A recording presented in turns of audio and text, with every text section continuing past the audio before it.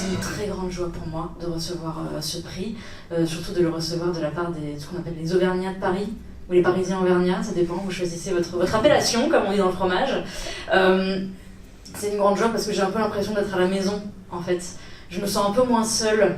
Pendant très longtemps, c'est-à-dire pendant une dizaine d'années, quand j'ai commencé à venir à Paris, puisque les maisons d'édition sont souvent à Paris, quand j'arrivais à Paris, j'étais l'Auvergnate qui découvrait le métro, et puis quand je rentrais à Clermont-Ferrand, j'étais la Parisienne qui revient pour le fromage. Voilà. Et c'était un peu difficile ce déchirement entre les deux lieux. Et là, tout d'un coup, je me dis, bon, bah, je suis pas toute seule, donc c'est très agréable. Et ça, surtout, ça me donne aussi envie, on parlait de Marilyn Lafont tout à l'heure, ou de Franck Bouys qui était aussi, qui était aussi dans la sélection. Oui, absolument. Ça m'a fait plaisir d'envoyer un mail à Franck Bouys pour lui dire que pour une fois, je lui étais passée devant. Voilà. On parlait de ces gens-là, et c'est vrai que de recevoir ce genre de prix, ça me donne aussi l'autorisation de continuer à parler de ces lieux-là, à parler de ces villages-là, à parler de ces terres-là, à parler de ces gens qui travaillent la terre et qui continuent quoi qu'il arrive.